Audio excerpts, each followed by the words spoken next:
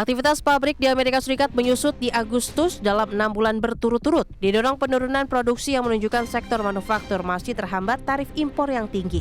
Wall Street ambruk berjamaah di Selasa waktu setempat usai putusan tarif Presiden Amerika Serikat Donald Trump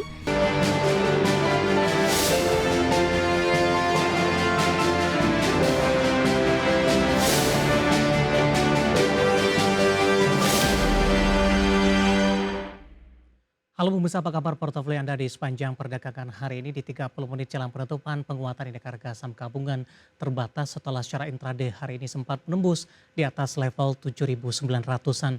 Dari rotasi pergerakan sektoral, sektor energi tampaknya menjadi pemimpin penopang terbesar indeks harga saham gabungan pemirsa, di mana saham-saham tambang batu bara dan gas hari ini melaju cukup kencang. Tercatat Indi menguat di atas 24% catatan arah, kemudian Harum juga menguat di atas 15% pemirsa, dan Pegas menguat di atas 3%. Kondisi berbeda terjadi pada saham-saham perbankan big cap yang hari ini lebih cenderung bergerak mix dengan pemberat terbesar. Ada BBCA yang hari ini kembali mengalami koreksi cukup dalam dan sudah kembali ke level 7 ribuan. Di sisi lain para pelaku pasar masih menantikan rilis data terbaru tenaga kerja Amerika Serikat untuk melihat arah kebijakan suku bunga The Fed ke depannya. Dan seperti apa review di sepanjang perdagangan hari ini, sektor dan saham apa saja yang masih direkomendasikan. Dan kembali bersama saya David Sun Oval, kita jelang IDX Second Session Closing selengkapnya.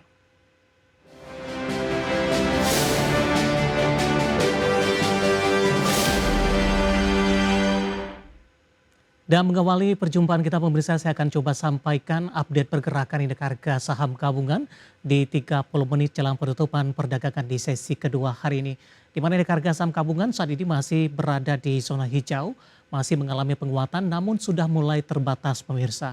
Di mana posisi saat ini indeks harga saham gabungan mengalami penguatan di 0,74% di level 7.858.020.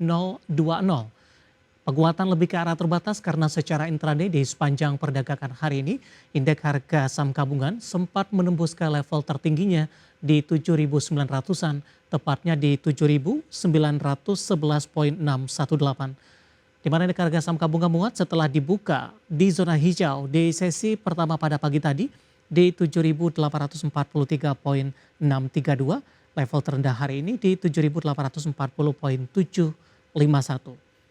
Seperti yang kami informasikan sebelumnya, sektor energi hari ini tampaknya menjadi penopang terbesar untuk indeks harga saham gabungan. Beberapa saham terutama dari emiten pertambangan batubara melaju sangat signifikan. Ada Harum menguat di 19,57% di Rp1.100 per saham. Kemudian Indi melesat di 24,81% di Rp1.660 per saham.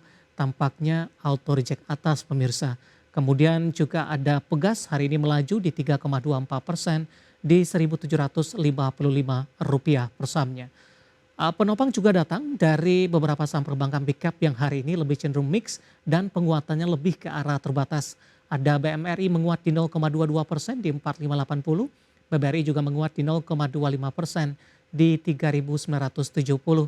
Sementara Telkom, emiten BUMN lainnya, hari ini menguat terbatas di 0,98% di Rp3.100 per sahamnya. Sementara posisi lainnya adalah dari barang baku, hari ini lebih cenderung bergerak mix usai mengalami kenaikan signifikan di 2 hari perdagangan sebelumnya. Kecuali untuk harta, hari ini melesat di 23,29% di level Rp900 per saham.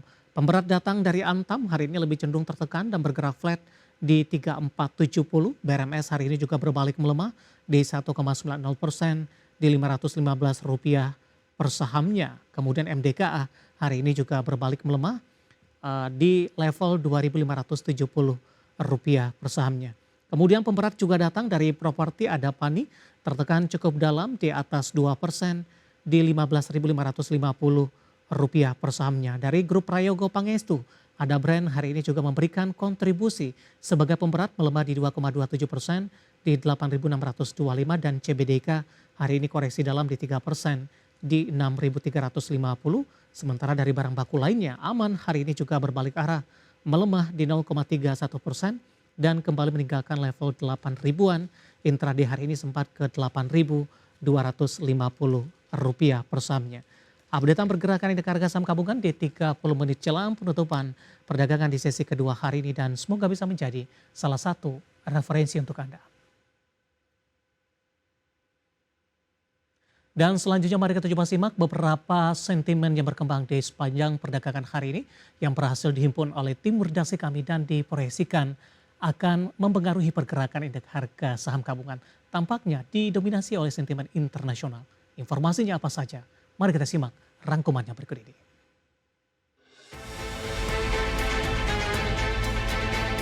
Amerika Serikat menahan sanksi sekunder terhadap China karena negosiasi dagang dengan Beijing masih berlangsung. Sanksi tersebut dipertimbangkan menyusul dukungan China terhadap perang Rusia di Ukraina. Dikutip dari Bloomberg, Duta Besar Amerika untuk NATO Matthew Whitaker menilai sanksi terhadap China bisa efektif meski mengingatkan resiko eskalasi.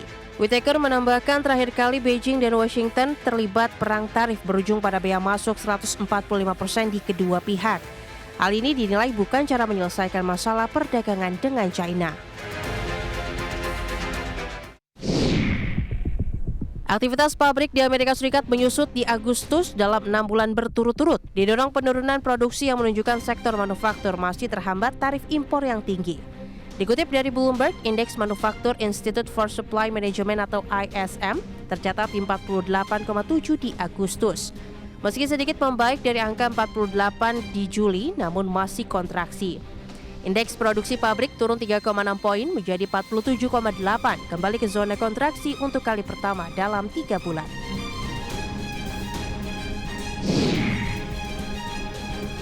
Wall Street ambruk berjamaah di Selasa waktu setempat usai putusan tarif Presiden Amerika Serikat Donald Trump, di mana pengadilan banding federal memutuskan sebagian besar tarif ilegal.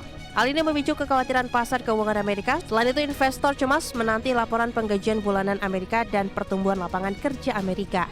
Indeks Dow Jones ditutup melemah 0,55% di level 45.295,69. S&P 500 turun 0,69% di level 6.415,54 dan Nasdaq merosot 0,82% di 21.279,63.